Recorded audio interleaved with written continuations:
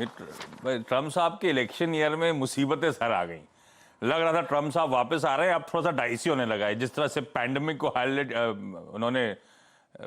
को हैंडल करा, उसको लेकर कंसर्न्स बहुत ज्यादा है। और अब ये लूटिंग और ये अनरेस्ट वगैरह सब संभालना मुश्किल हो रहा है। तो लूटिंग और शूटिंग, चलिए।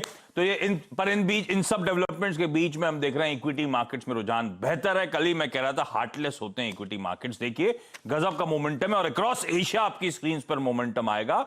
हर जगह तेजी के साथ इस समय आज सुबह कामकाज होता हुआ, और इस बैकड्रॉप पे एसजीएक्स निफ्टी भी मजबूती के साथ ट्रेड कर रहा है।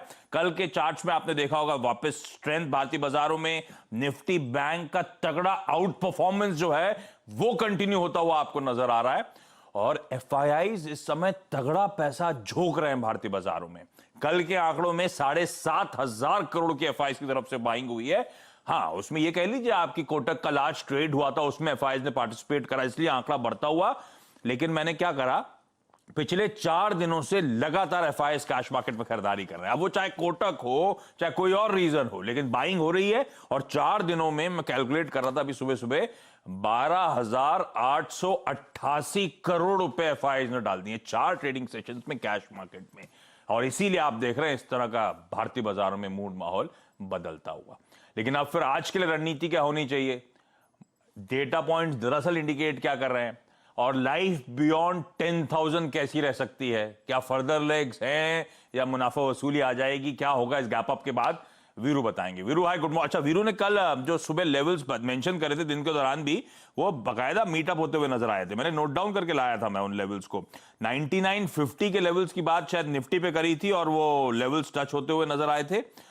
और बैंक निफ्टी के भी जो टारगेट सेट करे थे वो दिन के दौरान हमने रीच आउट करे थे और कहा था कि दिन के हाईज के आसपास बाजार बंद होगा। तो सटीक परी रणनीति दिन के दौरान जो वीरू ने मेंशन करी भी थी। वीरू, लेकिन आज के लिए अब बड़ा सवाल, 10,000 के बियॉन्ड कितना टिक पाएंगे, कितने और लेग्स हैं, और मेरी स्ट्रैटेजी क्या हो 1% के गैप अप के बाद? देखिए आशीष, गुड मॉर्निंग। एफआईआईज के स्टैट्स बहुत अच्छे हैं, जैसे कि आपने समराइज किया कि कैश का आंकड़ा उनका बहुत अच्छा है। और आशीष, आप ये देखिए कि हमारे मार्केट्स में पूरा का पूरा ये रिवर्सल था 26 मई से आया था। और 26 मई से लेकर अगर आप अब तक के कैश के आंकड़े को देखें, जिस दिन भारती की डील भी थी, कुल मिला के नेट कैश 23,613 करोड़ रुपए का है, excluding index long derivatives, stock futures long derivatives और इंडेक्स के ऑप्शंस। तो वाकई इस 1000 पॉइंट्स की बाइंग के पीछे एक काफी स्ट्रॉन्ग सब्सटेंशियल बाइंग है।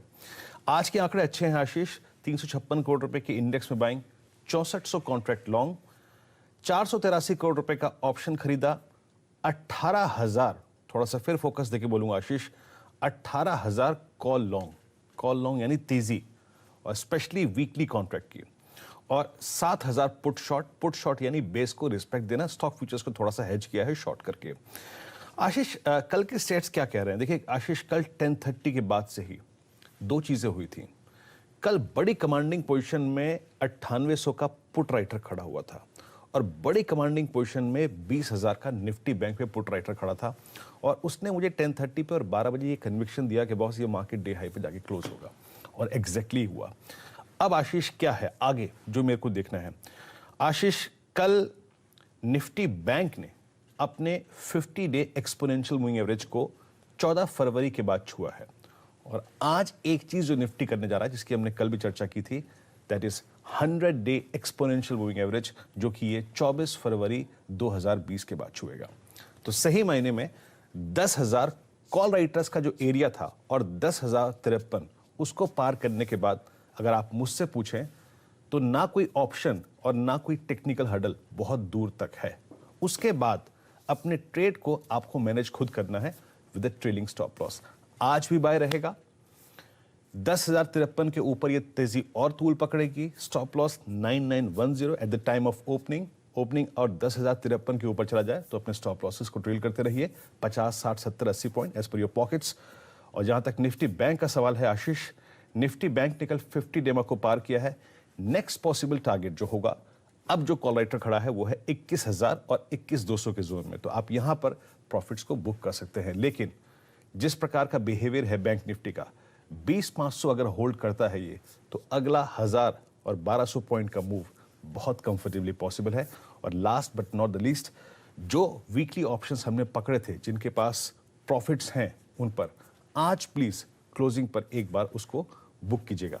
वीकली ऑप्शंस के प्रॉफिट को आज बुक करना है आशीष। इंटरेस्टिंग। तो इंपॉर्टेंट लेवल्स को आज हम ब्रीच करते हुए नजर आएंगे। खरीदारी करने का ही मन बनाना है। 10,053 एक बार पार होता है निफ्टी पे तो तेजी और तूल पकड़ती हुई नजर आएगी आपको। तब अपने स्टॉप लॉसेस ट्रेल करके उस तेजी को आप फायदा उठा सकते हैं। रणनीति आप लोग की स्क्रीन पर और आज के ट्रेडिंग बेट्स क्विकली साथ में ले आता हूं। प्रूडेंट ब्रोकिंग सर्विसेज का टॉप बेट है माइंड ट्री। 921 के लेवल्स पे खरीदें, 975 तेजी की तरफ ये स्टॉक बढ़ रहा है। समर्थ कैपिटल का कॉल है भारतीय एयरटेल, जो स्ट्रेंथ दिखा रहा था लगातार। समर्थ कैपिटल कह रहे हैं कि बिकवाली करी जा सकती है आज के लिए 540 तक के टारगेट्स के लिए। और एमएनएम फाइनेंस में खरीदारी करने का कॉल 151.7 के लेवल्स पर बाय इनिशिएट, 160 तक के ऊपर की तरफ स्तर खुलते हुए आपको नजर आएंगे। अच्छा, वरुण के पास जाऊं उससे पहले जरा आज का इवेंट्स कैलेंडर हो तो जरा स्क्रीन पर लेकर आइए। देखिए किस तरह का इंपॉर्टेंट दिन हम आज इसके लिए ब्रेसअप कर रहे हैं। रिजल्ट्स हैं बीपीसीएल के, ऑरबिंदो फार्मा के। इसके अलावा बाकी छोलामंडलम इन्वेस्टमेंट, डीसीएम श्रीराम, बाकी के नंबर्स आप लोग की स्क्रीन पर आ जाएंगे। रिलायंस इंडस्ट्रीज को रडार पर रखिएगा। वो जो मेगा राइट्स इशू था, आज उसमें फर्स्ट ट्रांच के पैसे देने का, भुगतान करने का आखिरी दिन है। आज वो राइट्स इशू बंद होने जा रहा है। तो अगर आपके पास राइट्स एंटाइटलमेंट वाले शेयर्स थे या एक्वायर करे थे आपने इस ट्रेडिंग के दौरान जब आरईज ट्रेड हो रहे थे, तो आज वो 314 रुपए 25 पैसे, यानी कि अपफ्रंट 25% कुल अमाउंट का भुगतान करने का आज वो आखिरी दिन है। तो आज अब तक अच्छा रिस्पॉन्स है। 1.3 टाइम्स ऑलरेडी सब्सक्राइब हो चुका है। आज फाइनल सब्सक्रिप्शन नंबर्स पता चलेंगे। अदानी पावर, आज बोर्ड मीटिंग है। वो जो डीलिस्टिंग की बात यतिन ने बहुत पहले आपको बताई थी कि तैयारी हो रही है, खबर पुख्ता हुई थी, और आज वो इंपॉर्टेंट दिन आ गया है जब अदानी पावर की डीलिस्टिंग के लिए बोर्ड मीटिंग होनी है। तो कल अदानी ग्रुप के स्टॉक्स वैसे भी हरकत में आ रहे थे, आज पूरा पैक शायद रडार पे रहे। टीसीएस थोड़ा सा एडजस्टमेंट दिखाएगा, 6 रुपए का एक्स डेट है डिविडेंड को लेकर, फाइनल डिविडेंड का, ठीक है, इसलिए रडार पे रखिएगा। अच्छा, कैबिनेट की अहम बैठक है आज, वेडनेसडे है, वीकली बैठक का दिन है। आत्मनिर्भर पैकेज के प्रस्तावों पर और निवेश बढ़ाने पर कदम उठाने पर शायद कैबिनेट कुछ फैसला ले सकता है। डीजीसीए की गाइडलाइंस की हम कल सुबह बात कर रहे थे, इसमें वो बीच में बैठेगा जो सीट में, मिडिल सीट में, उसको पीपीई किट पहनना है। आज से वो गाइडलाइंस लागू हो जाएंगी। तो अगर आपकी बीच की सीट है तो रैप अराउंड गाउन पहन के आपको बैठना है ना। अच्छा, इस बीच एक और बात ध्यान रखें, आज वो लैंडफॉल का दिन है। वो साइक्लोन निसर्ग नाम बांग्लादेश ने दिया था इस बार साइक्लोन का।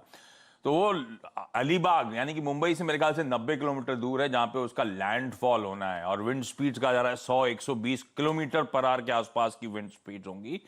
तो अब कोलकाता, वेस्ट बंगाल, उड़ीसा को ब्रेसअप करा था, अब गुजरात, गोवा और साथ साथ महाराष्ट्र की बारी है।